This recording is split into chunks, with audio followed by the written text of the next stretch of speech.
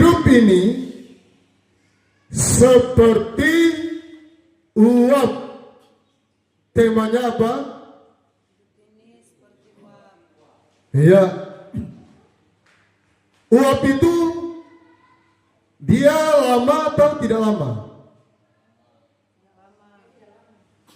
Tidak lama, ya. Ibu Porat luar biasa ya, Ibu Porat sangat kosen.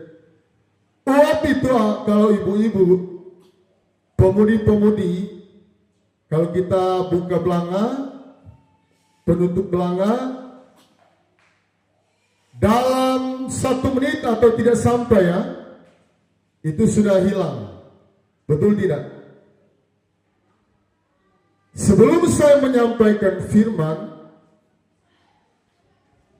saya sampai memakai baju hitam, turut berduka cita yang sedalam-dalamnya. Dan ini firman Tuhan ini saya berdoa, Tuhan, apa yang saya mau sampaikan? Disinilah kita semua harus sadar bahwa hidup kita ini tidak ada yang kekal. Tidak ada yang bisa menjamin kalau kita 70 tahun. Ada yang bisa menjamin? Tidak ada. Kemarin saya tiba di rumah sakit. Keluarga Rumah Tambun baku lewat di motor. Mereka mencari perlengkapan bayi.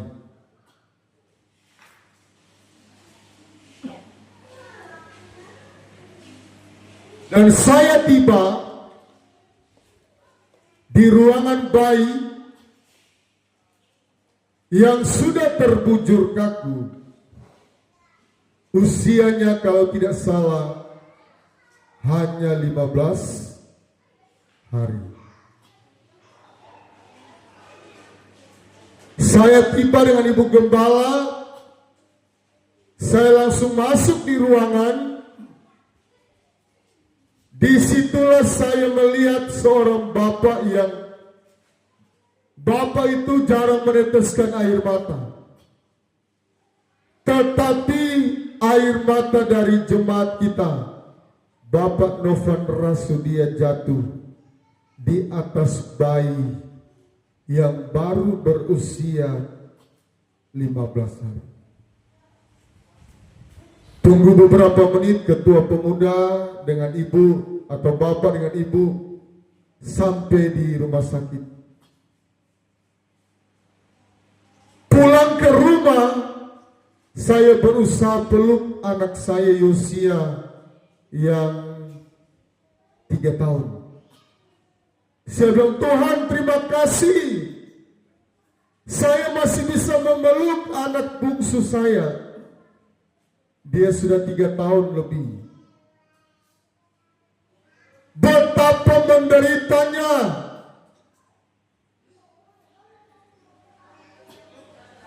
Seorang keluarga muda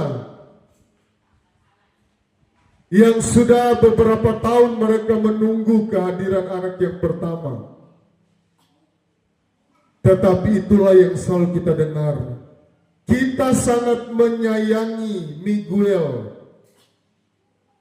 Meivano. Namanya saja diambil dengan bulan yang terlahir. Tetapi Tuhan yang lebih sayang. Dan peristiwa yang kedua, ketika kami mengantar di rumah di Holtekam,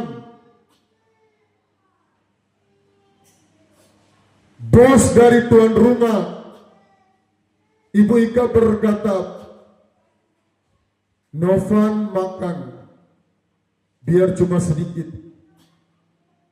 Cindy makan, namanya Cindy. Dan jawaban mereka sama, iya. Saya lihat mereka tidak bisa mengisi perut mereka dengan makanan karena duka dan air mata yang menetes. Dua hal ini yang saya petik dari peristiwa kemarin. Air mata seorang suami, bapak, apatah lagi anak terkasih yang kita sangat cintai ini. Dia sudah putar rumah sakit, dari dirawat di Ramela, dirawat di Dok 2 sempat. Bukan hanya 15 hari menggendong. Ada di dalam ruangan dirawat mungkin hanya sekitar 10 hari penuh. Artinya hidup ini seperti uang. Kita tidak bisa berkata, nanti saya setia nanti kalau saya umur 50 tahun. Nanti saya setia kalau saya 60 tahun. Nanti saya setia kalau saya serambut putih. Kapan saja Tuhan bisa ambil kita. Tuhan yang berdaulat atas hidup kita. Tuhan yang pegang nyawa kita. Dan kami dalam doa untuk memasukkan Miguel di dalam peti, Tuhan pasti hiburkan. Kalau Bapak Marcel dan Ibu Angel pernah mengalami hal yang sama, Tuhan menghiburkan. Bapak Chanli Lamia pernah mengalami hal yang sama, Tuhan sudah hiburkan, anak mereka sudah besar. Artinya yang kita baca tadi, jangan kita seenaknya mempergunakan hidup kita. Ibadah tidak, suka-suka gue dong. Kalau lagi mood, saya ke ibadah. Kalau tidak mood, hidup ini seperti uap. Harus kita syukuri. Setiap kali kita bangun pagi, tangan kita masih kita angkat, mata kita masih terbuka, istri masih lihat suami, suami masih melihat istri, orang tua masih melihat anak. Apalagi seorang bapak selalu mendambakan anak laki-laki. Dan dalam khotbah saya ini, saya Tuhan kasih tahu khusus, kita jemaat harus menjaga Bapak Novan. Jangan sampai maaf bicara, pengaruh-pengaruh alkohol nanti akan datang mempengaruhi. Dan kalau tadi malam saya lihat dia masih tersenyum. Biasanya kalau masih dalam keadaan banyak orang, masih bisa tersenyum. Tapi kalau sudah selesai acara penguburan, iblis kadang-kala dia mau masuk. Betul ya Ibu Porat ya? Ketua pemuda Bapak Marcel temannya, bimbing dia ke ibadah. Amin.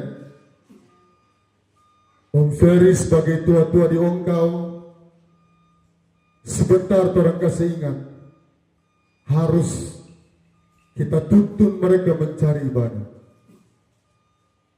Teman-teman Bapak Novan masih banyak yang duniawi. Kami sudah